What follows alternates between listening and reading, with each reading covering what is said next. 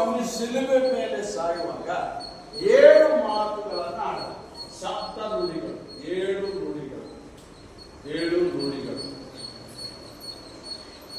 7 ನುಡಿ. ಅದರಲ್ಲಿ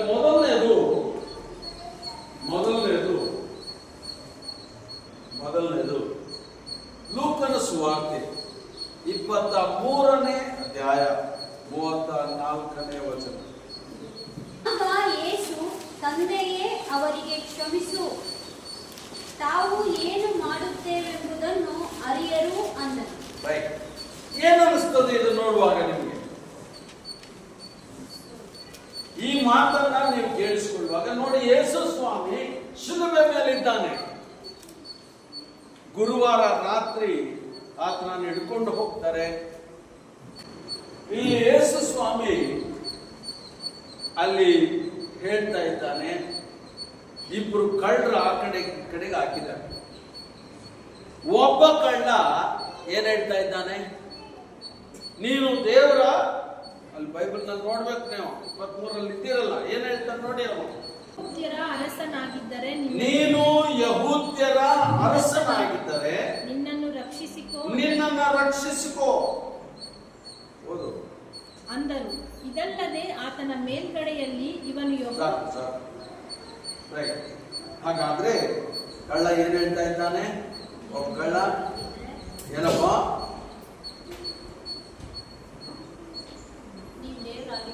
ನೀನು ದೇವರಾಗಿದ್ರೆ ನಿನ್ನನ್ನು ನೀನು ರಕ್ಷಿಸ್ಕೋ, ನಮ್ಮನ್ನು ಕೂಡ ರಕ್ಷಿಸುವಂತ. ಅವ್ನಿಗೆ ಆಗ್ತಾ ಇಲ್ಲ ವೇದನೆ ತಡ್ಕೊಳಕ್ಕೆ. ಅದನ್ನೆಲ್ಲ ಡೀಪಾಗಿ ನೋಡ್ತಾ ಇದ್ದೆ. ನೋಡಿ, ಒಂಚೂರು ಇಂಜೆಕ್ಷನ್ ಕೊಟ್ಬಿಟ್ರೆ ಸಾಯಕ್ಕೆ ಮನುಷ್ಯ ಎಷ್ಟು ನಿಮಿಷದಲ್ಲಿ ಸಾಯ್ತು? ಒಂದು ಇಂಜೆಕ್ಷನ್ ಕೊಟ್ಬಿಟ್ರೆ ಸಾಯಕ್ಕೆ ಎಷ್ಟು ನಿಮಿಷದಲ್ಲಿ ಸಾಯ್ಬೋದು?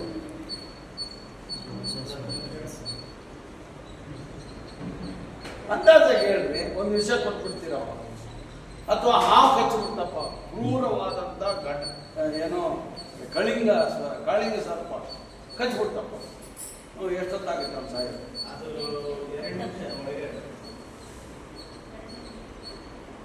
ನಿಮಿಷಗಳಲ್ಲಿ ಸಾಯಿ. ಓಕೆ, ಕಾಳಿಂಗ ಸರ್ಪ ಕಚ್ಚಿದ್ರೆ 2 ನಿಮಿಷ, ನೇಣು ಹಾಕಿದ್ರೆ 10 ನಿಮಿಷ, ಶಿಲುಬೆ ಹಾಕಿದ್ರೆ ಎಷ್ಟೊತ್ತಿಗೆ ಸಾಯ್ಬೋದು?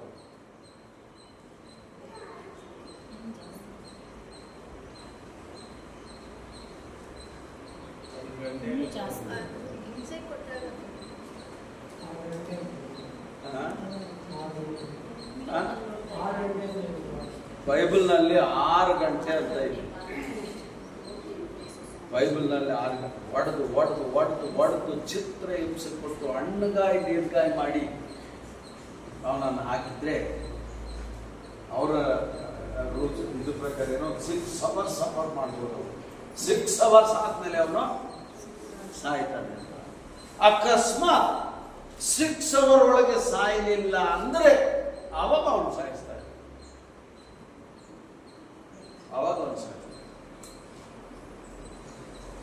6 ಅವರ್ಸ್, 6 ಅವರ್ನಲ್ಲಿ ಸಾಯಂಕಾಲ ಕತ್ಲಾಗೊಳಗೆ ಅವನು ಸಾಯಲಿಲ್ಲ ಅಂದ್ರೆ ಅವಾಗ ಅವನನ್ನು ಅವರೇ ಸಾಯಿಸ್ತಾರೆ. ನೋಡಿ, ಗಂಟೆಗಟ್ಟಲೆ ಬೇಕು, ಭಯಂಕರವಾದಂತ ಹಿಂಸೆ ಕೊಡ್ತಾರೆ. ಇಲ್ಲಿ ಯೇಸು ಸ್ವಾಮಿ ಆ ಶಿಲುಬೆ ಮೇಲೆ ತಾನೇ ಸಫರ್ ಮಾಡ್ತಾ ಇದ್ದಾನೆ, ಅವನು ಸಫರ್ ಮಾಡ್ತಾ ಇದ್ದಾನೆ. ಅದನ್ನು ಸಹಿಸ್ಲಿಕ್ಕೆ ಅವನ ಕೈಲಿ ಆಗ್ತಾ ಇಲ್ಲ. ಯೇಸು ಸ್ವಾಮಿ ಕೊಟ್ಟಷ್ಟು ಹಿಂಸೆ ಅವನು ಕೊಟ್ಟಿಲ್ಲ. ಯೇಸು ಸ್ವಾಮಿಗೆ ಹೊಡೆದಷ್ಟು ಏಟುಗಳು ಅವನು ಕೊಟ್ಟಿಲ್ಲ. ಅಮ್ಮಮ್ಮ ಅಂದ್ರೆ ಒಂದು 8 ಏಟು 10 ಏಟು 15 ಏಟು ಕೊಡ್ಬೋದೇನೋ. ಆದ್ರೆ ಯೇಸು ಸ್ವಾಮಿಗೆ ಎಷ್ಟು ಏಟು ಕೊಟ್ಟಿದ್ರು? 39 ಏಟು ಕೊಟ್ಟಿದ್ರು. 39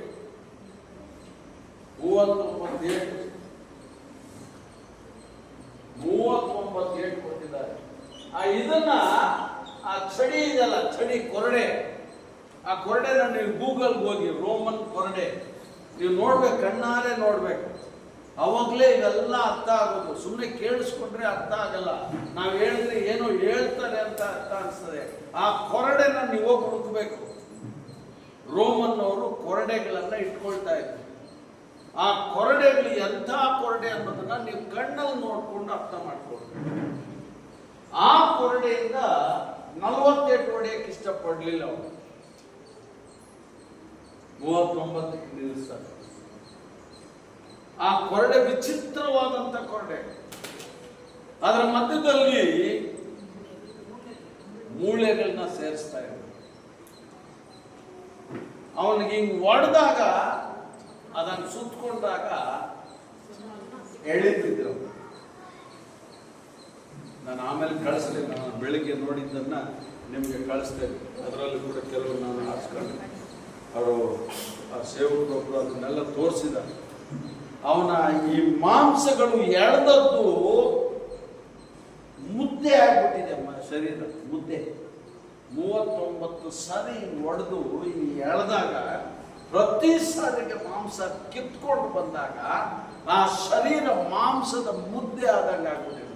ಅದನ್ನು ಕೂಡ ತೋರಿಸಿದೆ.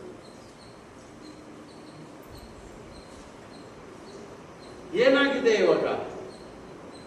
ರಕ್ತ ಎಲ್ಲ ಖಾಲಿ ಆಗಿದೆ. ರಾತ್ರಿ ಮುಳ್ಳಿನ ಕಿರೀಟ ಇಟ್ಟರು, ರಾತ್ರಿಯಿಂದ ಸೋರಿದೆ. ಮುಳ್ಳಿನ ಕಿರೀಟವನ್ನು ಇಟ್ಟುಬಿಟ್ಟು ಬಟ್ಟೆ ಹಾಕಿ ಒಡೆದದ್ರ ಮೇಲೆ ಯಾರು ಹೇಳು ಹೊಡೆದಿದ್ದನ್ನ ಹಾಸ್ಯ ಮಾಡಿದ್ದಾನೆ. ನೆನ್ನೆ ದಿವಸ ನೀವು ನೋಡಿದ್ರಿ ಅಲ್ವಾ? 10ನೇ ಅಧ್ಯಾಯ 33-34ನೇ ವಚನವನ್ನ ನೋಡಿದ್ರಿ. ಇವತ್ತು ಹೆಂಗೆ ಆತನನ್ನ ಸಿಲುಬೆಗೆ ಹಾಕ್ತಾರೆ ಅನ್ನೋದನ್ನ ಮೊದಲೇ ಯೇಸು ಸ್ವಾಮಿ ಹೇಳ್ತಾರೆ.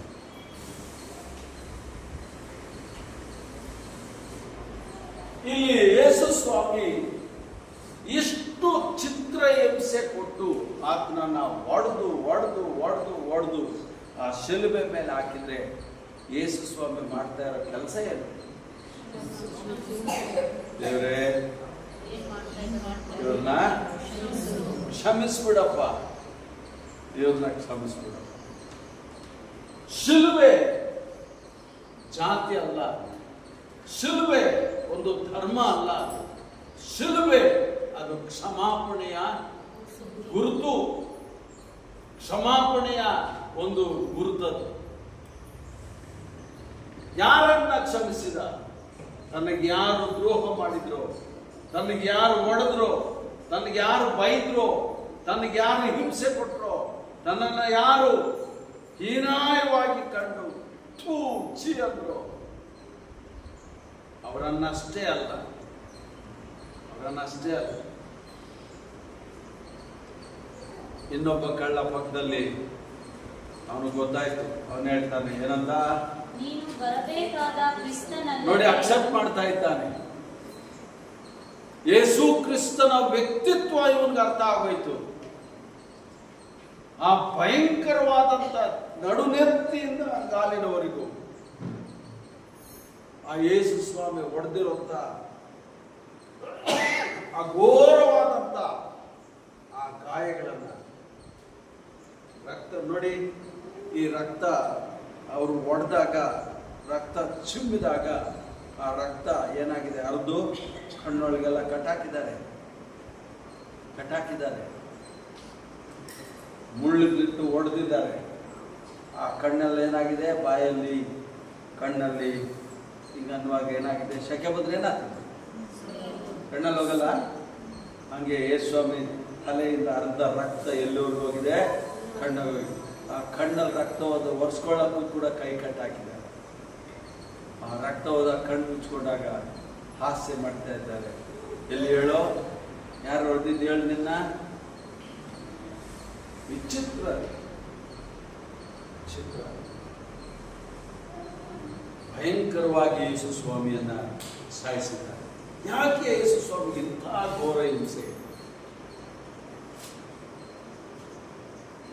ಏಷಾಯದಲ್ಲಿ ಒಂದು ಮಾತು ಓದಿದ್ರಿ. ಏನು ಓದಿದ್ರಿ? ಅಲ್ಲ ಅಲ್ಲ, 53ರಲ್ಲಿ ಒಂದು ಮಾತು ನೋಡಿದ್ರಿ, 10ನೇ ವಚನ.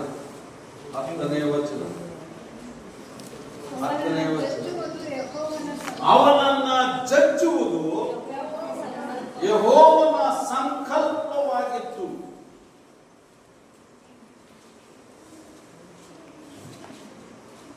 ಏನಂತೆ? ಅವನನ್ನು ಜಜ್ಜುವುದು ದೇವರ ಸಂಕಲ್ಪ. ಈ ರೀತಿಯಲ್ಲಿ ಅವನನ್ನ ಚಿತ್ರ ಹಿಂಸೆ, ಹಣ್ಣುಗಾಯಿ ನೀರ್ಗಾಯಿ ಮಾಡಿ ತಲೆಯಿಂದ ಕಾಲಿನವರೆಗೂ ಒಡೆದು ರಕ್ತ ಸುರಿಸಿ ಸಾಯಿಸೋದು ದೇವರ ಚಿತ್ತ ಆಗಿದೆ. ಊರಿಗೆಲ್ಲ ಒಳ್ಳೇದಾಗ್ಬೇಕಾದ್ರೆ, ಊರಲ್ಲೆಲ್ಲರೂ ಜನರು ಅಪಾಯದಿಂದ ಪಾರಾಗಬೇಕಾದ್ರೆ, ಶಾಪದಿಂದ ಪಾರಾಗಬೇಕಾದ್ರೆ, ಬಂದಿರತಕ್ಕಂಥ ಪ್ಲೇಗ್, ಬಂದಿರತಕ್ಕಂಥ ಅಪಾಯ, ಕೇಡು, ಗಂಡಾಂತರದಿಂದ ಪಾರಾಗಬೇಕಾದ್ರೆ ಆ ಕುರಿ ಏನಾಗ್ಬೇಕು? ಸಾಯಲೇಬೇಕು. ರಕ್ತ ಸುರಿಲೇಬೇಕು. ಆ ರಕ್ತ ಚೆಲ್ಲಲ್ಪಡ್ಬೇಕು. ಅದು ಪ್ರಾಣ ತೆಗಿಬೇಕು. ಅದನ್ನು ಪ್ರಾಣ ತೆಗಿಬೇಕು. ಇದು ದೇವರ ಚಿತ್ತ, ದೇವರ ಪ್ಲಾನ್. ಯೇಸು ಕ್ರಿಸ್ತನನ್ನ ಶಿಲುಬೆ ಮೇಲೆ ವಿಚಿತ್ರವಾಗಿ ನನ್ನ ಪಾಪಕ್ಕೋಸ್ಕರವಾಗಿ, ನನ್ನ ದ್ರೋಹಕ್ಕೋಸ್ಕರವಾಗಿ, ನನ್ನ ಜೀವನದ ನಾನು ಬದುಕಿದ ಪ್ರೀತಿಗೋಸ್ಕರವಾಗಿ ಹಿಂಸೆಯನ್ನ ಯಾರಿಗೆ ಕೊಡ್ತಾ ಇದ್ದಾನೆ ದೇವರು? ಯೇಸು ಕ್ರಿಸ್ತನಿಗೆ ಕೊಡ್ತಾ ಇದ್ದಾನೆ. ಇದು ಇವನಿಗೆ ಅರ್ಥ ಆಯ್ತು. ನೋಡಿ, ಕಳ್ಳನಿಗೆ ಎಷ್ಟು ಚೆನ್ನಾಗಿ ಹೇಳ್ತಾ ಇದ್ದಾನಲ್ಲ. ಏನ್ ಹೇಳ್ತಾ ಇದ್ದಾನೆ? ನೀನು ಬರಬೇಕಾದ ಕ್ರಿಸ್ತನು. ನೀನೇನಕ್ಕೆ ಬಂದಿದ್ದು? ಇದಕ್ಕೆ ನಿನ್ನನ್ನು ರಕ್ಷಿಸಿಕೋ, ನಮ್ಮನ್ನು ರಕ್ಷಿಸು ಎಂದು ಹೇಳಿದ್ದಕ್ಕೆ ಎರಡನೆಯವನು ಅವನನ್ನು ಗದರಿಸಿ, ನೀನು ಇದೇ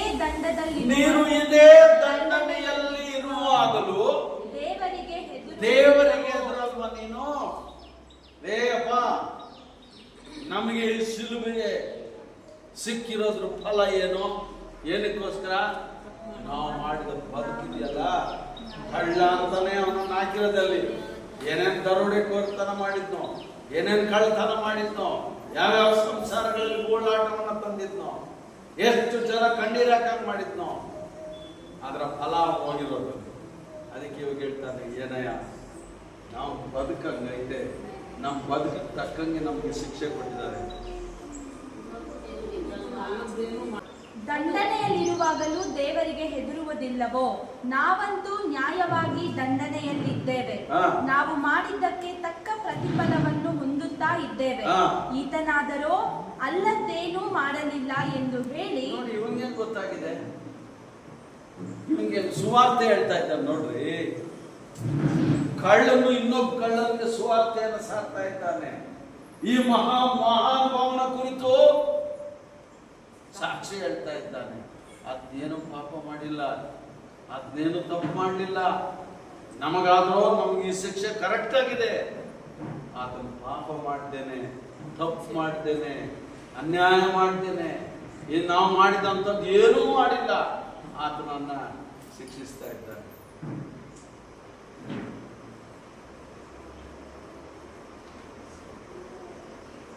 ಪ್ರಿಯ ಸಹೋದರ ಸಹೋದರಿ, ಯೇಸು ಸ್ವಾಮಿ ಕಳ್ಳನ ಹೇಳ್ತಾನೆ, ಒಂದು ಕ್ಷಮಾಪಣೆ. ಹಂಗಿದ್ರೂ ಕೂಡ ದೇವರ ಮುಂದೆ ಏನ್ ಹೇಳ್ತಾನೆ? ಓದಿಬೇಕ. ಯೇಸುವೇ, ನೀನು ನಿನ್ನ ರಾಜ್ಯವನ್ನು ಪಡೆದವನಾಗಿ ಬರುವಾಗ. ಅವನಿಗೆ ನಿರೀಕ್ಷೆ ನೋಡಿ ಅಲ್ಲಿ.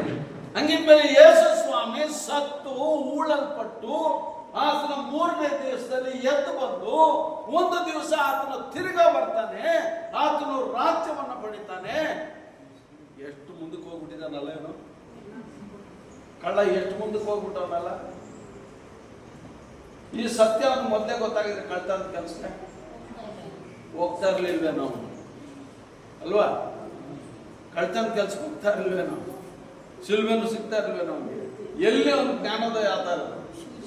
ಆ ಶಿಲ್ಬೆ ಮೇಲಿದ್ದಾಗ ಅವನು ಇನ್ನೊಬ್ಬರು ಸಾಕ್ಷಿ ಹೇಳ್ತಾ ಇದ್ದಾನೆ. ಮತ್ತೆ ಯೇಸು ಸ್ವಾಮಿ ಕೂಡ ಪ್ರಾರ್ಥನೆ ಮಾಡ್ತಾರೆ. ಏನಂತ? ನನ್ನನ್ನು ನೆನೆಸಿಕೋ ಅಂದರು. ವಾ ಅಪ್ಪ. ಅದಕ್ಕೆ ಯೇಸು, ಈ ಹೊತ್ತೇ ನನ್ನ ಸಂಗಡ ಪರದೈಸಿನಲ್ಲಿರುವಿ ಎಂದು ನಿನಗೆ ಸತ್ಯವಾಗಿ ಹೇಳುತ್ತೇನೆ ಎಂದು ಉತ್ತರ ನೋಡಿದ್ರ? ಇದು ಶಿಲುಬೆ ಅಂದ್ರೆ ಏನು? ಶಿಲುಬೆ ಅಂದ್ರೆ ಏನು? ಕ್ಷಮಾಪಣೆ. ಮೊದಲನೇದೇನು? ಲೂಕ 23ನೇ ಅಧ್ಯಾಯ 34ನೇ ವಚನ. ಏನಂತೆ? ಲೂಕ 23:34. ಈ ಹೊತ್ತೆ ಏನಿದೆ ಸರಿ ತಂದೆಯೇ ಅವರನ್ನ ಕ್ಷಮಿಸಿ. ಇಲ್ಲಿ ನಾವು ಗಮನಿಸ್ತೇವೆ ಏನಪ್ಪಾ ಅಂದ್ರೆ ಯೇಸು ಸ್ವಾಮಿ ಒಂದು ಪ್ರಾರ್ಥನೆ ಮಾಡ್ತಾ ಇದ್ದಾನೆ. ಅಪ್ಪ ಇವ್ರಿಗೆ ಕ್ಷಮಿಸಪ್ಪ, ಬುದ್ಧಿಲ್ಲಪ್ಪ ಇವರಿಗೆ, ಇವರ ಅಜ್ಞಾನದ ಕುರಿತು ಪ್ರಾರ್ಥನೆ ಮಾಡ್ತಾ ಇದ್ದಾನೆ, ಇವರ ಅವಿವೇಕದ ಕುರಿತು ಪ್ರಾರ್ಥನೆ ಮಾಡ್ತಾ ಇದ್ದಾನೆ, ಇವರ ತಿಳುವಳಿಕೆ ಇಲ್ಲಪ್ಪ ಇವ್ರಿಗೆ, ನನ್ಗಿಷ್ಟೆಲ್ಲ ಮಾಡ್ತಾ ಇದ್ದಾರೆ, ನಾನು ಯಾರು ಅಂತ ಇವ್ರಿಗೆ ಗೊತ್ತಿದ್ರೆ ಇವ್ರು ನನ್ನನ್ನು ಮುಟ್ತಾ ಇರಲಿಲ್ಲ. ಆದ್ರೆ ಅದು ಗೊತ್ತಿಲ್ಲ ನಾನು ಯಾಕೆ ಬಂದಿದ್ದೇನೆ ಅಂತ. ನಾನು ಬಂದಿರೋದೇ ಇದಕ್ಕೆ, ಅವ್ರಿಗೆ ಅದೇ ಬ್ಲಾಕ್ ಆಗಿರೋದಂತೆ. ಅವ್ರು ಬ್ಲಾಕ್ ಆಗಿರೋದು ಮೈಂಡ್ ಯಾಕೆ ಬ್ಲಾಕ್ ಆಗಿದ್ದು? ಯೇಸು ಸ್ವಾಮಿ ಆ ಶಿಲ್ಬೆ ಮೇಲೆ ಸಾಯಲೇ ಬೇಕಾಗಿತ್ತು. ಇದು ದೇವರ ಚಿತ್ತ, ಸಂಕಲ್ಪ. ಅದಕ್ಕೆ ಅವ್ರಿಗೆ ಏನ್ ಮಾಡ್ತಾ ಇದ್ದಾರೆ ಅಂತ ಅರ್ಥ ಆಗ್ತಾ ಇದೆ. ದೇವರು ಆ ಅಜ್ಞಾನದ ಕುರಿತು ಪ್ರಾರ್ಥನೆ ಮಾಡ್ತಾ ಇದ್ದಾನೆ ಯೇಸು ಸ್ವಾಮಿ. ಅವರ ಅವಿವೇಕದ ಕುರಿತು ಪ್ರಾರ್ಥನೆ ಮಾಡ್ತಾ ಇದ್ದಾನೆ ಅವರಿಗೋಸ್ಕರ. ದೇವರೇ ಅವರನ್ನು ಕ್ಷಮಿಸಪ್ಪ, ಕ್ಷಮಿಸು. ಇದೇ ಕ್ರಿಶ್ಚಿಯನ್ ಥಿಯರಿ. ಒಂದು ಕ್ರೈಸ್ತತ್ವದ ತಿರುಳು ಏನಪ್ಪ ಅಂದ್ರೆ ಏನು? ಕ್ಷಮಾಪಣೆ. ಕ್ರೈಸ್ತತ್ವದ ತಿರುಳೇನೋ ಕ್ಷಮಾಪಣೆ.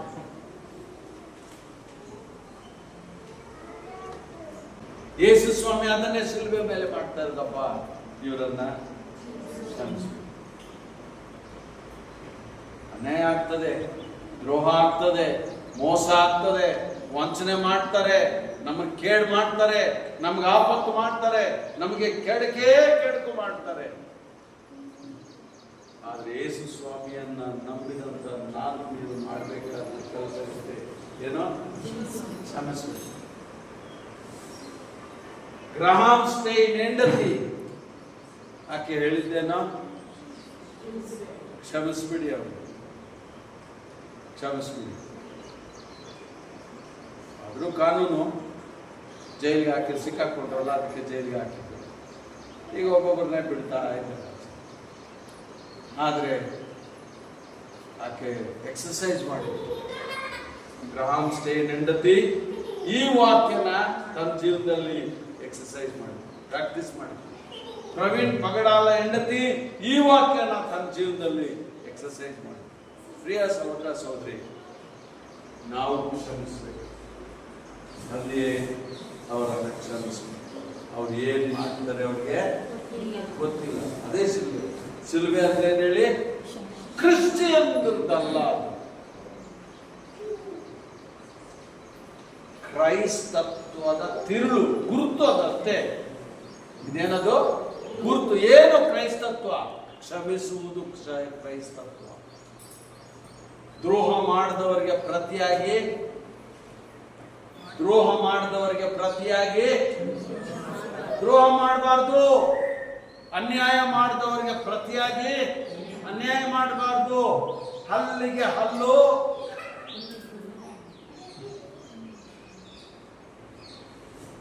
ಟಿಟ್ ಫಾರ್ ಟ್ಯಾಟ್ ಅಂತಾರೆ ನೋಡಿ. ಮುಯ್ಯಿಗೆ ಮುಯ್ಯಿ. ಯೇಸು ಸ್ವಾಮಿ ನಮ್ಗೆ ಹೇಳ್ಕೊಡ್ತಿದ್ದು ಮುಯ್ಯಿಗೆ ಮುಯ್ಯಿ ತೀರಿಸುವ. ಅವನು ಮಾಡಿದ ಕರ್ಮ ಅವನು ಅನುಭವಿಸ್ತಾನೆ. ಅವನು ಬಿತ್ತಿದಾನೆ, ಅವನು ಕುಯ್ತಾನೆ, ಅನುಭವಿಸ್ತಾನೆ ಅವನು. ನೀನ್ ಯಾಕೆ ಅಲ್ವಾ? ಯೇಸು ಸ್ವಾಮಿ ಬಹಳ ಸ್ಪಷ್ಟವಾಗಿ ಹೇಳ್ತಾನೆ, ಕ್ಷಮಾಪಣೆ. ಎರಡನೇದಾಗಿ ಅವನು ಕಣ್ಣಲ್ಲಿ ಭರವಸೆ ಕೊಡ್ತಾ ಇದ್ದಾನೆ. ಏನಂತ? ಈ ಹೊತ್ತೆ ನನ್ನ ಜೊತೆಯಲ್ಲಿ ಇರ್ತೀಯ ನೀನು, ಈ ಹೊತ್ತೆ ನನ್ನ ಜೊತೆಯಲ್ಲಿ ಇರ್ತೀಯ. ಯಾಕೆ ಯೇಸು ಸ್ವಾಮಿ ಆ ಮಾತು ಹೇಳಿದ್ದು? ಈಗ ತಾನೇ ನೀವು ಓದಿದ್ರಿ, ಇವನಲ್ಲಾದಂತ ಬದಲಾವಣೆ ನೋಡಿ. ಅವನು ಕಣ್ಣು ತೆರೆಯಲ್ಪಡ್ತು. ಓ, ಯೇಸು ಸ್ವಾಮಿ ಸಾಯ್ತಾ ಇರೋದು ನನಗೋಸ್ಕರವಾಗಿ, ನನ್ನ ಪಾಪಕ್ಕೋಸ್ಕರವಾಗಿ, ನನ್ನ ಜೀವನ ಮಾರ್ಪಾಟ್ಗೋಸ್ಕರವಾಗಿ ಯೇಸು ಸ್ವಾಮಿ ಸಾಯ್ತಾ ಇದ್ದಾರೆ. ಏನ್ ಶಿಲುಬೆ ಅಂದ್ರೆ ಏನು? ಒಂದು ಭರವಸೆ. ಶಿಲುಬೆ ಅಂದ್ರೆ ಏನೋ ಒಂದು ಭರವಸೆ ರೀ. ಶಿಲುಬೆ ಅಂದ್ರೆ ಏನೋ ಕ್ಷಮಾಪಣೆ ರೀ. ಶಿಲುಬೆ ಅಂದ್ರೆ ಅದೊಂದು ಜಾತಿ ಅಲ್ಲ, ಅದೊಂದು ಧರ್ಮ ಅಲ್ಲ, ಅದೊಂದು ಪಂಗಡ ಅಲ್ಲ, ಅದು ಒಬ್ಬರಿಗೆ ಸೀಮಿತ ಅಲ್ಲ. ಇಡೀ ಮನುಕುಲ, ಇಡೀ ಮಾನವ ಜನಾಂಗ, ಇಡೀ ಮನುಷ್ಯ ಮಾನವ ಅನ್ನುವಂತ ಎಲ್ಲರ ಕ್ಷಮಾಪಣೆಗಾಗಿ ಯೇಸು ಸ್ವಾಮಿ ಶಿಲುಬೆ ಮೇಲೆ ಸತ್ತರು. ಯಾರೋ ಒಬ್ರಿಗೋಸ್ಕರ ಅಲ್ಲ, ಒಂದು ಜನಾಂಗಕ್ಕಾಗಿ ಅಲ್ಲ, ಇಡೀ ಮನುಕುಲಕ್ಕೋಸ್ಕರವಾಗಿ, ಮಾನವ ಜನಾಂಗದ ಒಳಿತಿಗೋಸ್ಕರವಾಗಿ ಯೇಸು ಸ್ವಾಮಿ ಸತ್ತ ಒಂದು ದಿನ. ಓಕೆ, ನಾವಿಲ್ಲಿ ಗಮನಿಸ್ತೇವೆ, ಅವನ ಅಜ್ಞಾನವನ್ನ ದೇವರು ಕ್ಷಮಿಸಿದ. ಯಾರು? ಇನ್ನೊಬ್ಬ ಕಳ್ಳನ. ಇವನಿಗೆ ಅರಿವು ಬಂತು, ಇವನಿಗೆ ತಿಳುವಳಿಕೆ ಬಂತು, ಇವನಿಗೆ ನಿಜವಾಗಿ ಕೂಡ ಅವನು ತನ್ನ ಜೀವನದಲ್ಲಿ ಅವನಿಗೆ ಮಾರ್ಪಾಟು, ಬದಲಾವಣೆ ಅಂತ ಬಂತು. 42ನೇ ವಚನ, 42. ಯೇಸುವೇ, ನೀನು ನಿನ್ನ ರಾಜ್ಯವನ್ನು ಪಡೆದವನಾಗಿ ಹೇಳುತ್ತೇನೆ ಎಂದು ಉತ್ತರ ಕೊಟ್ಟನು. ಇಷ್ಟರಲ್ಲಿ ಹೆಚ್ಚು ಕಡಿಮೆ ಯೇಸು ಸ್ವಾಮಿ ಅವ್ರಿಗೆ ಏನ್ ಕೊಡ್ತಾ ಇದ್ದಾನೆ? ಈ ಹೊತ್ತೆ ನನ್ನ ಜೊತೆಯಲ್ಲಿ ಎಲ್ಲಿರ್ತೀಯಪ್ಪ ನೀನು? ಅಶ್ಯೂರೆನ್ಸ್, ಭರವಸೆ, ಭರವಸೆ, ಭರವಸೆಯನ್ನು ಕೊಡ್ತಾ ಇದ್ದಾನೆ, ಧೈರ್ಯ ತುಂಬುತ್ತಾ ಇದ್ದಾನೆ. ಇಲ್ಲಿ ಯೇಸು ಸ್ವಾಮಿಯನ್ನು ನೋಡುವಾಗ ಕೃಪೆಯನ್ನ ನೋಡ್ತೇವೆ. ಕೃಪೆಯನ್ನ ಕಳ್ಳನಿಗೆ ಏನ್ ಮಾಡ್ತಾ ಇದ್ದಾನೆ? ಯೇಸು ಸ್ವಾಮಿ ಕೃಪೆ ತೋರಿಸ್ತಾ ಇದ್ದಾನೆ. ಅದು ಕೂಡ ಕ್ಷಮಾಪಣೆನೆ, ಇದು ಕೂಡ ಕ್ಷಮಾಪಣೆನೆ. ಅಲ್ಲೇ ಅವಾಗಲೇ ಕ್ಷಮಾಪಣೆ ಮಾಡಿದ್ದು ಎಲ್ಲ ಸೈನಿಕರು. ಯಾರು ಆತನನ್ನು ಹೊಡೆದ್ರು, ಯಾರು ಆತನನ್ನು ಬಡದ್ರು, ಯಾರು ಆತನಿಗೆ ಮುಳ್ಳು ಕಿರೀಟ ಇಟ್ರು, ಯಾರು ಆತನನ್ನ ಕೊರಡೆಗಳಿಂದ ಹೊಡೆದ್ರು, ಯಾರು ಆತನಿಗೆ ಥೂ ಛೀ ಅಂತೇಳಿ ಅವಮಾನ ಮಾಡಿದ್ರು, ನಾಚಿಕೆ ಬರುವಂತೆ ಅವರು ವರ್ತಿಸಿದ್ರು, ಅವರನ್ನೆಲ್ಲ ಕ್ಷಮಿಸಿದ್ದು ಅಷ್ಟೇ ಅಲ್ಲ, ಶಿಲುಬೆ ಮೇಲೆ ತನ್ನ ಪಕ್ಕದಲ್ಲಿರೋ ಕಳ್ಳನನ್ನು ಕ್ಷಮಿಸ್ತಾರೆ. ಅಂದ್ರೆ ಎಲ್ಲರಿಗೋಸ್ಕರ ಯೇಸು ಸ್ವಾಮಿ ಸತ್ತದ್ದು. ಶಿಲುಬೆ ಅಂದ್ರೆ ಸಾವು. ನಾವು ಹೇಳಿದ್ವಿ, ಶಿಲುಬೆ ಅಂದ್ರೆ ಅದು ಮರಣ. ಯಾರಿಗೋಸ್ಕರ ಮರಣ? ನನಗೋಸ್ಕರ, ನಮಗೋಸ್ಕರ. ನಮ್ಮ ಜೀವಿತವನ್ನ ಬದಲಾಯಿಸಿ, ಜೀವನ ಬದಲಾಯಿಸಲಿಕ್ಕೆ ನನ್ನ ನಡೆ, ನನ್ನ ನುಡಿ, ನನ್ನ ನೋಟ, ನನ್ನ ಮೊನ್ನೆ ದಿವಸ ಹೇಳಿದ್ನಲ್ಲ, ಒಳಗಿಂದ ಆಚೆ ಬರುವಂಥದ್ದು ಪಂಚೇಂದ್ರಿಯಗಳ ಮೂಲಕ ನಮ್ಮನ್ನು ಹಾಳು ಮಾಡ್ತಾ ಇದೆ. ಪಂಚೇಂದ್ರಿಯಗಳ ಮೂಲಕ ನಮ್ಮನ್ನು ಪಾಪಕ್ಕೆ ಪ್ರೇರೇಪಿಸ್ತಾ ಇದೆ. ಪಂಚೇಂದ್ರಿಯಗಳನ್ನ ಹಾಳು ಮಾಡ್ತಾ ಇದೆ. ಕೊನೆಗೆ ನಮ್ಮನ್ನು ಎಲ್ಲಿ ಕರ್ಕೊಂಡು ಹೋಗ್ತದೆ? ನರಕಕ್ಕೆ ಕರ್ಕೊಂಡು ಹೋಗ್ತದೆ. ಹಾಗೆ ಯೇಸು ಸ್ವಾಮಿ ಶಿಲುಬೆ ಮೇಲೆ ಸತ್ತದ್ದು ನಮ್ಮೊಳಗೆ ಜಾಗ ಕೊಟ್ಟರೆ ಒಳಕ್ಕೆ ಬಂದು ಆ ಏನು ಒಳಗಿಂದ ಆಚೆ ಬರ್ತಾವಲ್ಲ ಅವನ್ನೆಲ್ಲ ಏನ್ ಮಾಡ್ತಾನೆ? ಕಾಣ್ತಾನೆ.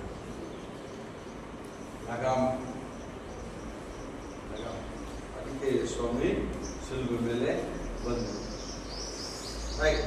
ಶಿಲುಬೆ ಮೇಲೆ ಯೇಸು ಸ್ವಾಮಿ ಮುಂದೆ ನಾವು ಗಮನಿಸ್ತೇವೆ ಒಂದು ಜವಾಬ್ದಾರಿಯ ಮಾತನ್ನು ನೋಡ್ತೇವೆ. ಒಂದು ಜವಾಬ್ದಾರಿ ಏನ್ ಹೇಳಿ? ಜವಾಬ್ದಾರಿ. ಯೋಹಾನ ಸುವಾರ್ತೆ 19ನೇ ಅಧ್ಯಾಯ 26-27ನೇ ವಚನ. ಯೋಹಾನ 19:26-27.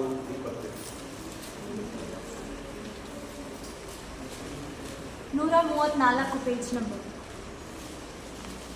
ಯೇಸು ತನ್ನ ತಾಯಿಯನ್ನು ಹತ್ತಿರದಲ್ಲಿ ನಿಂತಿದ್ದ ತನ್ನ ಪ್ರೀತಿಯ ಶಿಷ್ಯನನ್ನು ನೋಡಿ ತಾಯಿಗೆ, ಅಮ್ಮ, ಇಗೋ ನಿನ್ನ ಮಗನು ಎಂದು ಹೇಳಿದನು. ತರುವಾಯ ಆ ಶಿಷ್ಯನಿಗೆ, ಇಗೋ ನಿನ್ನ ತಾಯಿ ಎಂದು ಹೇಳಿದನು. ಇಲ್ಲಿ ನೋಡಿ ಎಷ್ಟು ಚೆನ್ನಾಗಿದೆಲ್ಲ, ಎಷ್ಟು ಚೆನ್ನಾಗಿದೆಲ್ಲ. ಏನ್ ಅನಿಸ್ತದೆ ಇದು ನೋಡುವಾಗ? ಯೇಸು ಸ್ವಾಮಿಗೆ ಒಂದು ಜವಾಬ್ದಾರಿ ಇದೆ ಎಂಬುದನ್ನು ತೋರಿಸ್ತಾ ಇದ್ದಾನೆ. ಯೇಸು ಸ್ವಾಮಿಗೆ ತನ್ನ ತಾಯಿಯ ಕುರಿತು ಕಾಳಜಿ ನೋಡಿ, ಗೌರವ ನೋಡಿ. ಹಳೆ ಒಡಂಬಡಿಕೆ ಕೊಟ್ಬಿಟ್ಟ, ಏನಂತ? ನಿನ್ನ ತಂದೆ ತಾಯಿಗಳನ್ನ ಸನ್ಮಾನ ಮಾಡು, ನಿನ್ನ ತಂದೆ ತಾಯಿಗಳನ್ನ ಗೌರವಿಸು. ತಾಯಿಯ ಬಗ್ಗೆ ಚಿಂತೆ ನೋಡಿ. ಯಾಕೆ ಬೇರೆಯವ್ರು ಇರ್ಲಿಲ್ಲ? ತಮ್ಮಂದ್ರು ತಂಗಿಯರು ಇದ್ರೆ ಇಲ್ವೋ? ಅವ್ರು ಯಾರು ನಾನು ಕರೆಯಬಹುದಾಗಿತ್ತಲ್ಲ. ಆದ್ರೆ ಇಲ್ಲಿ ಯೇಸು ಸ್ವಾಮಿ ಎಲ್ಲ ಯೋಚನೆ ಮಾಡಿದ್ದಾರೆ. ಹಂಗಿದ್ಮೇಲೆ ತಮ್ಮ ತಂಗಿಯರು ಮೋಸ್ಟ್ಲಿ ಅವರ ಹಾರ್ಟ್ ಅನ್ನ ಯೇಸು ಸ್ವಾಮಿ ನೋಡಿದ್ದಾರೆ. ಅವರ ಹಾರ್ಟ್ಗಿಂತಲೂ ಶಿಷ್ಯನ ಹಾರ್ಟ್.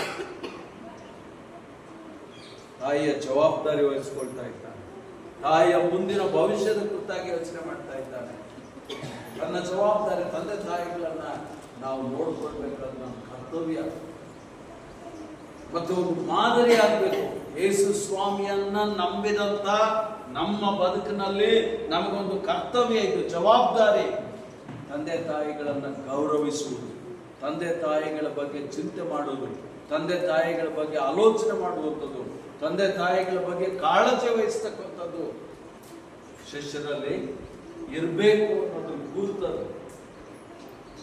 ಶಿಲುಬೆ ಅಂದ್ರೆ ನನ್ನ ರೆಸ್ಪಾನ್ಸಿಬಿಲಿಟಿಯನ್ನ ಜ್ಞಾಪಕ ಮಾಡ್ತದೆ, ನಮ್ಮ ಜವಾಬ್ದಾರಿಯನ್ನ ಜ್ಞಾಪಕ ಮಾಡ್ತದೆ. ಮಕ್ಕಳಾಗಿ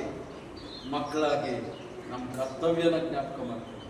ಆ ಕರ್ತವ್ಯನ ಯಾರು ನಿಭಾಯಿಸಿದ್ರು? ಯೇಸು ಸ್ವಾಮಿ ನಿಭಾಯಿಸಿ ತೋರಿಸ್ತಾ ಇದ್ದಾನೆ. ಟು ರೆಸ್ಪೆಕ್ಟ್, ನಾವು ಗೌರವಿಸಬೇಕು. ತಂದೆ ತಾಯಿಗಳನ್ನ ನಾವು ಗೌರವಿಸಬೇಕು. ತಂದೆ ತಾಯಿಗಳಿಗೆ ನಾವು ಮರ್ಯಾದೆ ಕೊಡಬೇಕು. ತಂದೆ ತಾಯಿಗಳನ್ನ ನೋಡ್ಕೊಳ್ತಕ್ಕಂಥ ಹೊಣೆಗಾರಿಕೆ, ಜವಾಬ್ದಾರಿ ನಮ್ಮ ತಲೆ ಮೇಲಿದೆ, ಮಕ್ಕಳ ಮೇಲೆ. ಅವರು ಅವ್ರ ಜವಾಬ್ದಾರಿಯನ್ನು ನಮ್ಮ ಕಾಲ ಮೇಲೆ ನಾವು ನಿಲ್ಲುವ ತನಕ ಮಾಡಿದ್ರೆ ಇಲ್ವೋ? ಅವ್ರು ಮಾಡಿದ್ದಾರೆ, ಅವ್ರು ನಮಗೆ ಕೈ ಬಿಡಲಿಲ್ಲ. ಸ್ವಾಮಿ ಬಹಳ ಚೆನ್ನಾಗಿ ನನ್ನ ಜವಾಬ್ದಾರಿ ವಿಚಾರದಲ್ಲಿ ನನ್ನ ಮಾನವೀಯತೆಯನ್ನು ತೋರಿಸ್ತಾ ಇದ್ದಾನೆ, ಮನುಷ್ಯತ್ವವನ್ನು ತೋರಿಸ್ತಾ ಇದ್ದಾನೆ. ಮಾನವೀಯತೆಯನ್ನು ಮರೀತಿದ್ದಾನೆ ಯೇಸು ಸ್ವಾಮಿ. ಹಾಗಾದ್ರೆ ಶಿಲುಬೆ ಅಂದ್ರೆ ಏನಕ್ಕದು ಗುರುತು? ಮಾನವೀಯತೆಗೆ ಗುರುತು.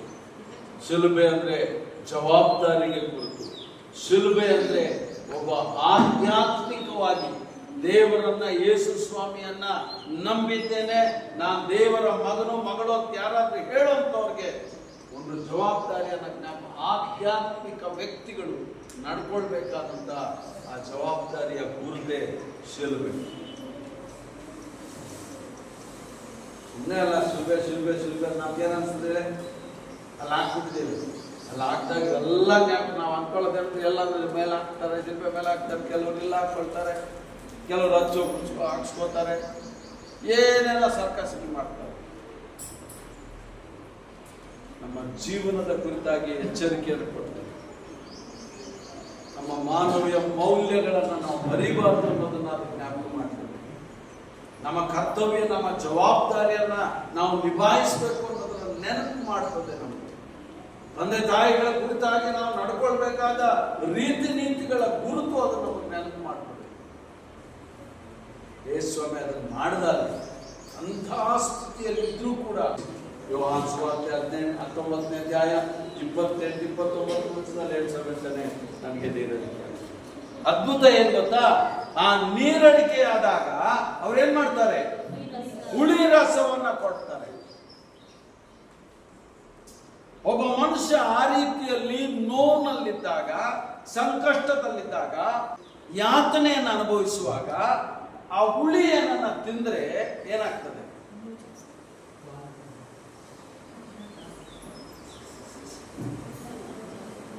ಏನಾಗ್ಬೋದು? ಅದನ್ನ ನೋಡಿದ್ರೆ ತಿಂದ್ರೆ ಗೊತ್ತಾಗ್ತದೆ.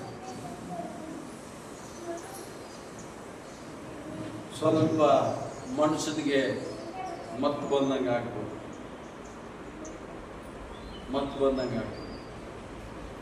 ಆ ಮತ್ತು ಬಂದಾಗ ಏನಾಗುತ್ತೆ? ಪೇನು ಮರಿಬಹುದು. ನೋವನ್ನ ಸಹಿಸ್ಕೊಳ್ಳುವಂಥದ್ದಾಗ್ಬೋದು. ಆದರೆ ಯೇಸು ಹೇಳ್ತಾರೆ ತಕ್ಷಣ ನೋ. ಯಾಕೆ? ನೋವನ್ನ ಅನುಭವಿಸಬೇಕಾಗಿತ್ತು ಯೇಸು. ನೋವನ್ನ ಅನುಭವಿಸಬೇಕಾಗಿತ್ತು ಯೇಸು ಸ್ವಾಮಿ. ಯೇಸು ಸ್ವಾಮಿಯ ನೋವನ್ನ ಅನುಭವಿಸುವುದಕ್ಕೆ ಬೇಡ ಅನ್ನಲಿಲ್ಲ. ನೀರು ತಕೊಳ್ಳಿಲ್ಲ, ಹುಳಿ ರಸ ತಕೊಳ್ಳಿಲ್ಲ. ಹುಳಿ ರಸ ತಕೊಂಡ್ರೆ ಒಂದು ವೇಳೆ ಎಲ್ಲಿ ನನ್ನ ಪೇನ್ ನನಗೆ ಅನುಭವ ಕಮ್ಮಿ ಆಗ್ತದೋ, ಯೇಸು ಸ್ವಾಮಿ ಅದನ್ನು ಕೂಡ ಬೇಡ.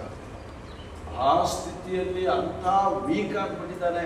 ಇಡೀ ರಕ್ತ ಹೋಗಿದೆ, ಶರೀರದಲ್ಲಿ ಏನು ರಕ್ತ ಕಾಣಿಸ್ತಾ ಇಲ್ಲ, ಎಲ್ಲ ಖಾಲಿ ಆಗಿದೆ, ಎಲ್ಲ ಕಿತ್ತು ಬಂದ್ಬಿಟ್ಟಿದೆ. ಏನ್ ಹೇಳ್ತಾ ಇದೆ ದೇವರ ವಾಕ್ಯ?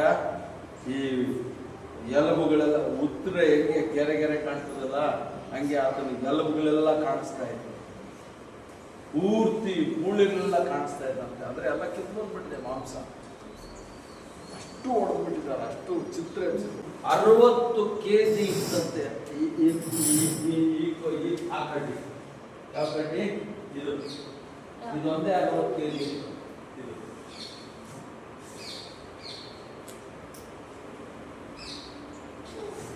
ಅಕ್ರೂರವಾಗಿ ಯೇಸು ಸ್ವಾಮಿಯನ್ನ ಸಾಯಿಸಿದರು. ಪ್ರಿಯ ಸಹೋದರ ಸಹೋದರಿ, ಯೇಸು ಸ್ವಾಮಿ ಭಯಂಕರವಾದಂಥ ನೋವನ್ನು ಅನುಭವಿಸಿದರು. ಅದೇ ಶಿಲುಬೆ. ಶಿಲುಬೆ ಅಂದರೆ ಅದು ನಾಚಿಕೆ, ಶಿಲುಬೆ ಅಂದರೆ ಅದು ಭಯ, ಶಿಲುಬೆ ಅಂದರೆ ಮರಣ. ಯಾರಿಗೋಸ್ಕರವಾಗಿ? ನನಗೋಸ್ಕರ, ನಿಮಗೋಸ್ಕರ. ಯಾರು ಅನುಭವಿಸ್ಲಿಲ್ಲ. ಪ್ರಜಾಪತಿಯಾದಂಥ ದೇವರು ತಾನೇ ಪ್ರಜೆಗಳಿಗೋಸ್ಕರವಾಗಿ ತನ್ನ ಪ್ರಾಣವನ್ನ ಶಿಲುಬೆ ಮೇಲೆ. ಅದೇ ಗುಡ್ ಫ್ರೈಡೆ. ಇದೊಂದು ಗುಡ್ ಫ್ರೈಡೆನಾ? ಇಂಥ ಮರಣದ ಯಾತನೆಯನ್ನು ಅನುಭವಿಸ್ತಾ ಇರೋದು ಗುಡ್. ಹೌದು, ನನಗೆ ನಿನಗೆ ಗುಡ್. ಆದ್ರೆ ಯೇಸು ಸ್ವಾಮಿಗೆ ಅದು ಗುಡ್ ಅಲ್ಲ. ಗುಡ್ ಯಾರಿಗೆ? ನನಗೆ.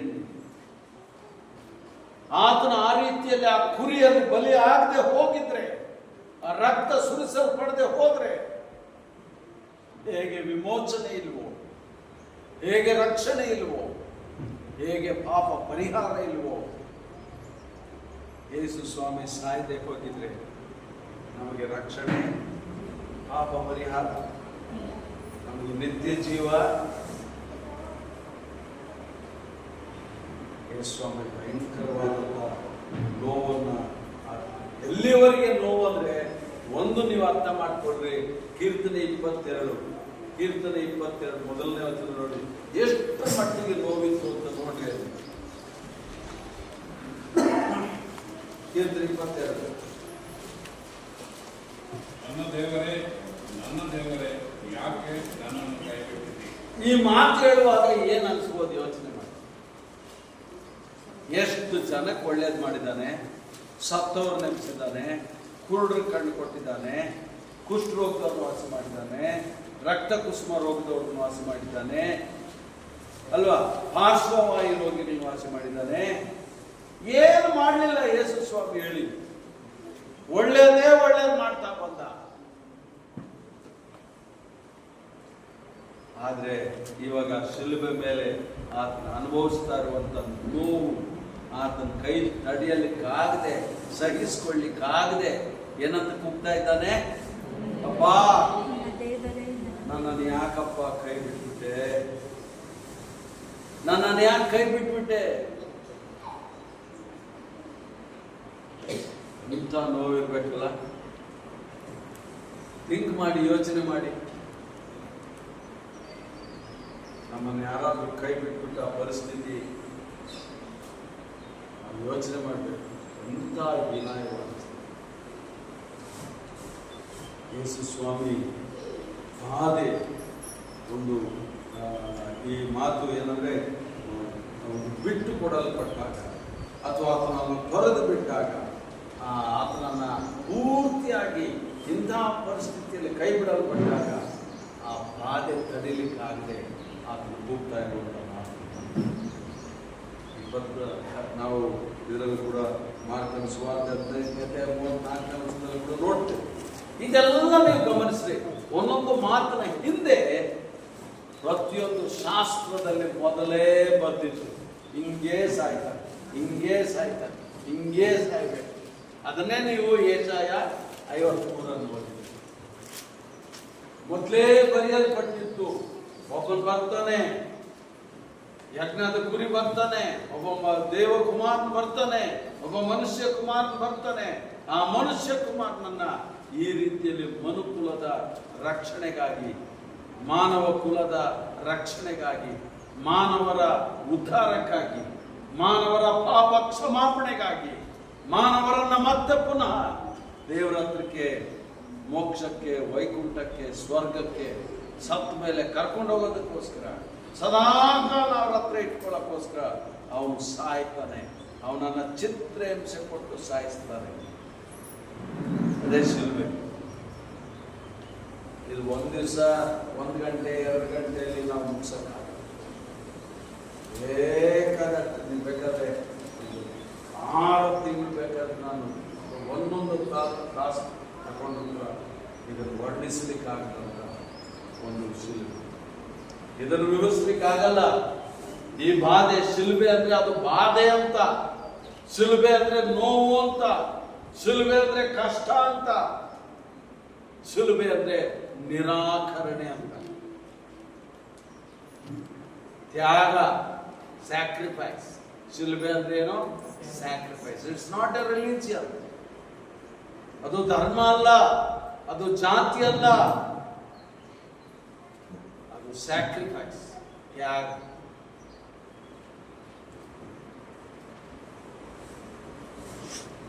ಯೇಸು ಸ್ವಾಮಿ ನಿಜವಾಗಿ ನಾವು ಗಮನಿಸುವಾಗ ಸಕ್ಸಸ್ಫುಲ್ ಆಗಿ ಎಲ್ಲ ಆದ್ಮೇಲೆ ಯೇಸು ಸ್ವಾಮಿ ಹೇಳ್ತಾನೆ, ಏನ್ ಹೇಳ್ತಾ ಇದ್ದಾನೆ ಈಗ?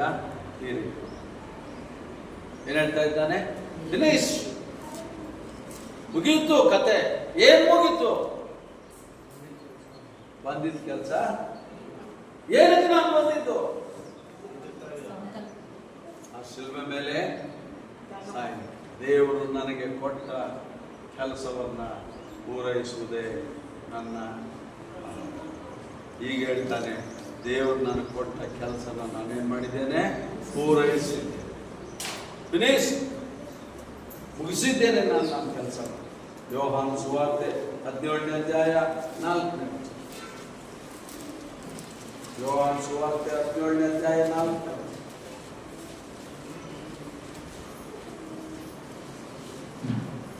ಮಾಡಬೇಕೆಂದು ನೀನು ನನಗೆ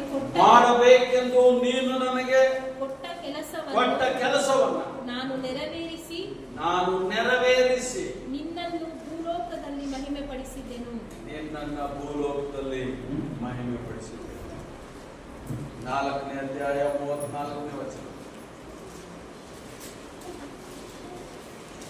ಯೇಸು ಅವರಿಗೆ, ನನ್ನನ್ನು ಕಳುಹಿಸಿದಾತನ ಚಿತ್ತದಂತೆ ಮಾಡಿ ಆತನ ಕೆಲಸವನ್ನು ಪೂರೈಸುವುದೇ ನನ್ನ ಆಹಾರವು. ನೋಡಿದ್ರ, ಯೇಸು ಏನ್ ಹೇಳ್ತಾ ಇದ್ದಾನೆ? ನನಗೊಂದು ಕೆಲಸ ಕೊಟ್ಟಿದ್ದಾನೆ ನಮ್ಮಪ್ಪ. ದೇವರು ನನಗೊಂದು ಅಲಾಟ್ಮೆಂಟ್, ವರ್ಕ್ ಅನ್ನು ಕೊಟ್ಟಿದ್ದಾನೆ, ಅಸೈನ್ಮೆಂಟ್ ಕೊಟ್ಟಿದ್ದಾನೆ. ನಾನು ಮಾಡಬೇಕಾದಂತ ಒಂದು ಕೆಲಸ ದೇವರು ನನಗೆ ಕೊಟ್ಟು ಈ ಭೂಮಿಗೆ ನನ್ನನ್ನು ಕಳಿಸಿದ್ದಾನೆ. ನಾನು ಆ ಕೆಲಸನ ಮಾಡೋದೇ ನನ್ನ ಗುರಿ. ಈಗ ಹೇಳ್ತಾ ಇದ್ದಾನೆ, ಶಿಲ್ಬೆ ಮೇಲೆ ಧೈರ್ಯವಾಗಿ ಹೇಳ್ತಾ ಇದ್ದಾನೆ. ಏನಂತ? ಮುಗಿಸಿದ್ದೇನೆ, ನಾನು ಮುಗಿಸಿದ್ದೇನೆ. ನಮ್ಮ ಅಪ್ಪನ ನನಗೆ ಕೊಟ್ಟ ಕೆಲಸ, ಜವಾಬ್ದಾರಿ, ಈ ಹಿಂಸೆಯನ್ನು ಅನುಭವಿಸಿ, ಈ ಬಾಧೆಯನ್ನು ಅನುಭವಿಸಿ, ಈ ನೋವನ್ನು ಅನುಭವಿಸಿ, ಮನುಕುಲದ ಉದ್ಧಾರಕ್ಕೋಸ್ಕರವಾಗಿ ಒಬ್ಬ ಮನುಷ್ಯನನ್ನ, ಕೆಟ್ಟವನನ್ನ ಮಾರ್ಪಾಟು ಮಾಡಿ, ಕೆಟ್ಟವನನ್ನ ಪರಿವರ್ತನೆ ಮಾಡಿ, ಕೆಟ್ಟವನ ಅಂತೇಳಿ ಅವನನ್ನ ನಾಶ ಮಾಡದೆ, ಅವನನ್ನ ಹಾಳು ಮಾಡದೆ, ಅವನನ್ನ ನರಕಕ್ಕೆ ಕಳಿಸದೆ, ವಿನಾಶಾಯ ಚ ದುಷ್ಕೃತಃ, ಕೆಟ್ಟವರಂತೇಳಿ ಕೆಟ್ಟವರನ್ನ ನಾಶ ಮಾಡೋದಲ್ಲ, ಅಲ್ಲ, ನಾನು ಕೆಟ್ಟು ಹೋಗಿರುವುದನ್ನ ಹುಡುಕಿ ರಕ್ಷಿಸುವುದಕ್ಕೆ ನಾನು ಬಂದೆ. ವೈದ್ಯರು ಬೇಕಾಗಿರುವುದು, ರೋಗಿಗೆ ವೈದ್ಯನು ಬೇಕು. ಹಾಗೆ ನಾನು ಬಂದಿರೋದು ಪಾಪಿಗಳಿಗೋಸ್ಕರ, ಕೆಟ್ಟವರಿಗೋಸ್ಕರ, ದಾರಿ ತಪ್ಪೋದವ್ರಿಗೋಸ್ಕರ ಅವರನ್ನು ಪರಿವರ್ತನೆ ಮಾಡೋದಕ್ಕೆ ಬಂದಿದ್ದೇನೆ, ಅವರನ್ನು ಮಾರ್ಪಾಟ ಮಾಡೋದಕ್ಕೆ ಬಂದಿದ್ದೇನೆ, ಅವರ ಜೀವಿತಗಳನ್ನು ಬದಲಾಯಿಸಲಿಕ್ಕಾಗಿ ನಾನು ಬಂದಿದ್ದೇನೆ. ಆ ಬದಲಾಯಿಸಬೇಕಾದ್ರೆ ನಾನೇನ್ ಮಾಡಬೇಕು? ಶಿಲುಬೆ ಮೇಲೆ ಹೋಗ್ಬೇಕು. ಮಾರ್ಪಾಟಿಗೆ ಗುರುತು, ಒಬ್ಬ ವ್ಯಕ್ತಿಯ ಜೀವನದ ಬದಲಾವಣೆಗೆ ಗುರುತು ಶಿಲುಬೆ. ಅವನ ಜೀವನ ಕ್ಷಮಾಪಣೆ ಜೊತೆಗೆ ಮಾರ್ಪಾಟು ಮಾಡ್ತಾರೆ. ನೋಡಿ, ಕಳ್ಳನನ್ನು ಮಾರ್ಪಾಟು ಮಾಡ್ತಾರೆ. ಕಳ್ಳನ ಅಲ್ಲೇ ಸುವಾರ್ತೆ ಹೇಳ್ತಾ ಇತ್ತು ಪಕ್ಕದವ್ರಿಗೆ, ಎಲೆಯಪ್ಪ ನಂಬಯ್ಯ ಯೇಸು ಬಹಳ ಅದ್ಭುತವಾಗಿ ತೀರ್ತು. ನನ್ನ ಕೆಲಸ ಮನೆಗೆ ಯೇಸು ಹೇಳ್ತಾನೆ, ಆ ಕೆಲಸ ಮುಗಿತಲ್ಲ, ಬಂದಿದ್ದ ಕೆಲಸ ಆಯ್ತಲ್ಲ. ಈಗ ಹೇಳ್ತಾನೆ, ಅಪ್ಪ ತಕೋ ನನ್ನ ಆತ್ಮನ ಅಂತ ಇದ್ದಾನ.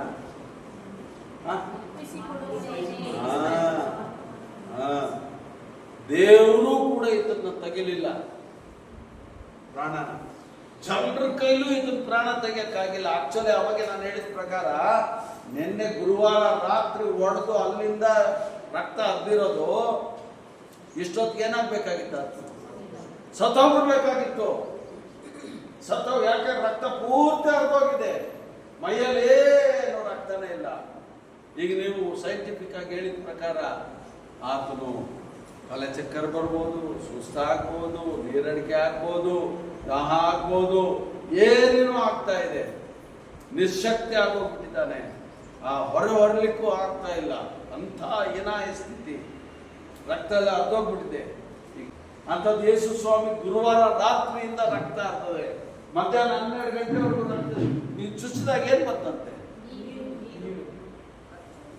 ಎಲ್ಲೋ ಅಲ್ಪ ಸ್ವಲ್ಪ ಉಳಿದಿದ್ದು ರಕ್ತ, ನೀರು ಬಂತು, ಎಲ್ಲ ಒಂಚೂರು ಅರ್ಧೋಗಿದ್ದಲ್ಲ.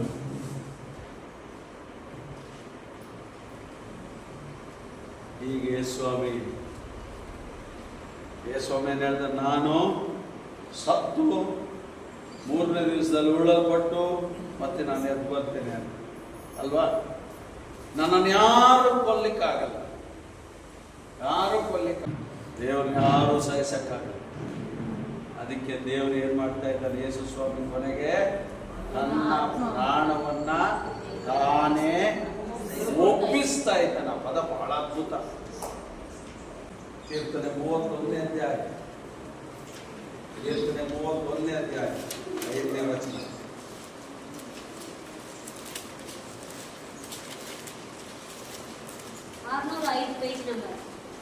ನೀನೇ ನನಗೆ ಆಧಾರವಲ್ಲವೇ? ನನ್ನ ಆತ್ಮವನ್ನು ನಿನ್ನ ಕೈಗೆ ಒಪ್ಪಿಸಿಕೊಟ್ಟಿದ್ದೇನೆ. ಯೆಹೋವನೇ, ನಂಬಿಕೆಯುಳ್ಳ ದೇವರೇ, ನನ್ನನ್ನು ವಿಮೋಚಿಸಿದ್ದಿ. ಏನ್ ಹೇಳ್ತಾ ಇದ್ದಾನಲ್ಲಿ? ನೀನೇ ನನಗೆ ಆಧಾರವಲ್ಲವೇ? ನನ್ನ ಆತ್ಮವನ್ನ ನಿನ್ನ ಕೈಗೆ ಒಪ್ಪಿಸಿಕೊಟ್ಟಿದ್ದೇನೆ. ಒಪ್ಪಿಸಿಕೊಡ್ತಾ ಇದ್ದ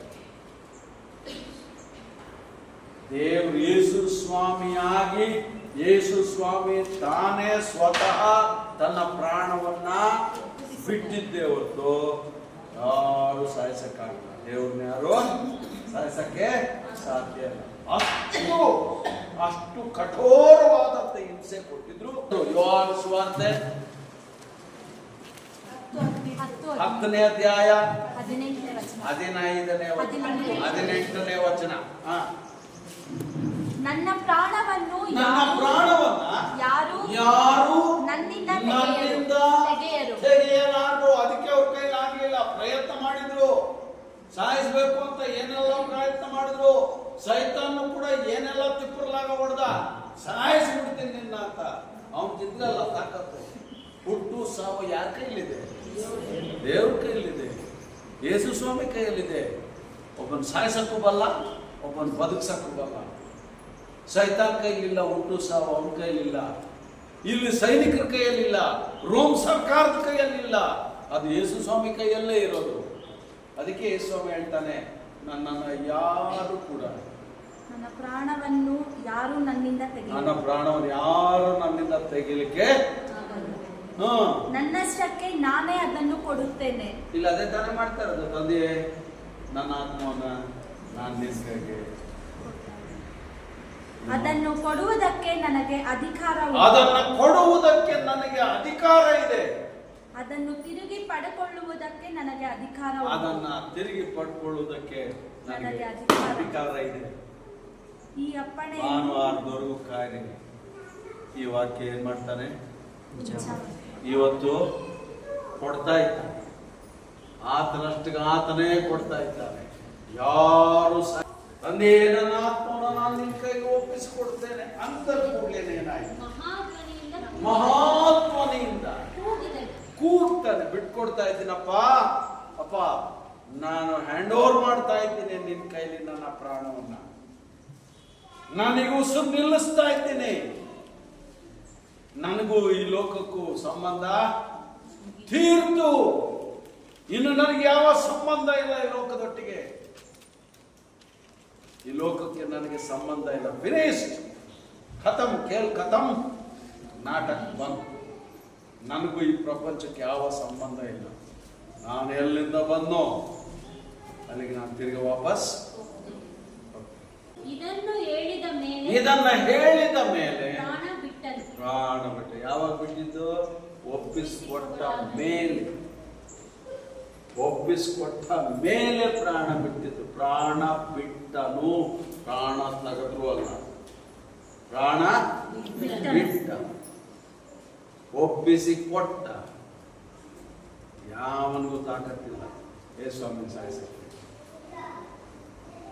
ಅನೇಕರು ಬಂದಿದ್ದಾರೆ, ಮಹಾನ್ ಭಾವರು, ಅನೇಕರು ಸತ್ತು ಹೋಗಿದ್ದಾರೆ, ಅನೇಕರು ಈ ಲೋಕದ ಪ್ರಯಾಣ ಮುಗಿಸಿದ್ದಾರೆ, ಒಳ್ಳೆ ಕೆಲಸಗಳು ಮಾಡಿದ್ದಾರೆ, ಒಳ್ಳೊಳ್ಳೆ ಕೆಲಸಗಳು ಮಾಡಿದ್ದಾರೆ, ಇಲ್ಲ ಅಂತಲ್ಲ, ಎರಡು ಪ್ರಶ್ನೆನೇ ಇಲ್ಲ.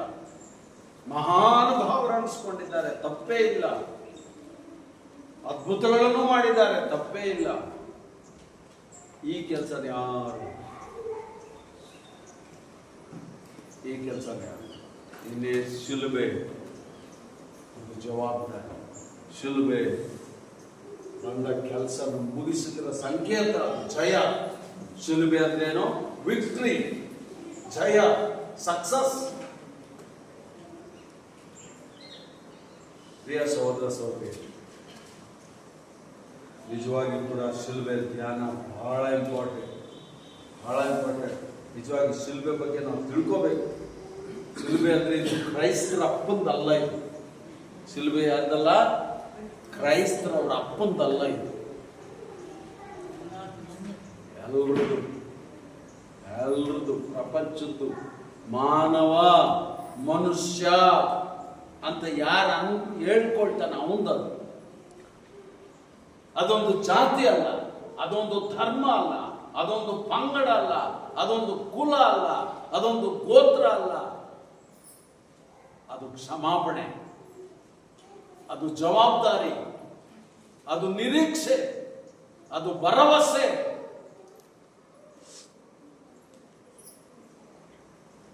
ಕರ್ತವ್ಯ ನಿಭಾಯಿಸಿದ್ರು ಗುರುತದು. ಪ್ರಾಣ ಕೊಡ್ಬೇಕಂತ ಬಂದ ನನಗೆ ಅದೇ ಶಿಲ್ಪಿ. ದೇವರು ನಿಮ್ಮೆಲ್ಲರನ್ನ ಆಶ್ವಾಸನೆ ಮಹಾಪ್ರೀತಿಯುಳ್ಳ ನಮ್ಮ ರಕ್ಷಕ ಶಿಲುಬೆ ಬಗ್ಗೆ ಕ್ಲುಪ್ತವಾಗಿ ಸ್ವಾಮಿ ಸ್ವಲ್ಪ ಧ್ಯಾನ ಮಾಡಿಕೊಡಿ. ಹೌದು ದೇವರೇ, ಮನುಕುಲದ ಉದ್ಧಾರಕ್ಕಾಗಿ, ಮಾನವ ಜನಾಂಗದ ರಕ್ಷಣೆಗಾಗಿ, ಮನುಷ್ಯರು ಪಾಪ ಮಾಡಿ ದೇವರು ಕಾಣಿಸ್ದೆ ದೇವರನ್ನು ಹುಡುಕುತ್ತಾ ಬೀದಿ ಬೀದಿ ಊರು ಊರು ಅಲಿಯುವುದನ್ನು ತಪ್ಪಿಸುವುದಕ್ಕಾಗಿ ನೀನೇ ಮಾನವನಾಗಿ ಶರೀರಧಾರಿಯಾಗಿ ನೀನು ಮಾನವನನ್ನು ಹುಡುಕೊಂಡು ನೀನೇ ಈ ಭೂಮಿಗೆ ಬಂದ. ನೀನು ಈ ಭೂಮಿಗೆ ಬಂದದ್ರ ಉದ್ದೇಶ ಯಾವ ಪಾಪ, ಯಾವ ಕರ್ಮ, ಯಾವ ದ್ರೋಹ ನಮ್ಮನ್ನ ದೇವರಿಂದ ದೂರ ಮಾಡಿತು, ಆ ಪಾಪ, ದ್ರೋಹ, ಅಪರಾಧಗಳನ್ನ ನಮ್ಮಿಂದ ತೆಗೆದು ನಿನ್ನ ಪ್ರಾಣವನ್ನ ಕೊಡುವುದರ ಮೂಲಕ, ನಿನ್ನ ರಕ್ತವನ್ನು ಸುರಿಸುವುದರ ಮೂಲಕ, ನೀನು ಆ ಶಿಲುಬೆ ಮೇಲೆ ಸಾಯುವುದರ ಮೂಲಕ ನಮ್ಮನ್ನ ನಿನ್ನೊಂದಿಗೆ ಒಂದು ಮಾಡಿಕೊಳ್ಳುವ, ನಮಗೆ ದೇವರ ದರ್ಶನವನ್ನು ಮಾಡುವ ಆ ನಿನ್ನ ಪ್ರೀತಿಯನ್ನ, ನಮ್ಮನ್ನು ಪ್ರೀತಿಸ್ತೀಯಪ್ಪ, ಪ್ರೀತಿಯನ್ನ ನಮಗೆ ತೋರ್ಪಡಿಸುವ ಆ ಸಂಕೇತವೇ ಶಿಲುಬೆ. ದಯಮಾಡಿ ಸಹಾಯ ಮಾಡಿ. ಕಂಡರೆ ಇನ್ನೂ ಆಳವಾಗಿ ಶಿಲುಬೆಯ ಬಗ್ಗೆ ಧ್ಯಾನ ಮಾಡುವಂತೆ ಇನ್ನು ಆಳವಾಗಿ ಶಿಲುಬೆಯ ಗೂಢಾರ್ಥಗಳನ್ನ ದೇವರೇ ಪ್ರಪಂಚದವರಿಗೆ ಅದು ಹುಚ್ಚು ಮಾತು ಸ್ವಾಮಿ. ನಮಗೆ ಇದು ಶಕ್ತಿ, ಶಿಲುಬೆ ಅಂದ್ರೆ ಶಕ್ತಿ. ದೇವರೇ ದಯಮಾಡಿ ನಮ್ಮನ್ನು ಕರುಣಿಸಿ ನಡೆಸಿ. ವಿಶೇಷವಾಗಿ ಬಂದವರ ಮೇಲೆ ಕೃಪೆ ಇರಲಿ. ನಿನ್ನ ದಿವ್ಯಚಿತ್ತಾನುಸಾರ ಆಶೀರ್ವದಿಸಿ. ಯೇಸು ಹೆಸರಿನಲ್ಲಿ ಬೇಡ್ತೇವೆ.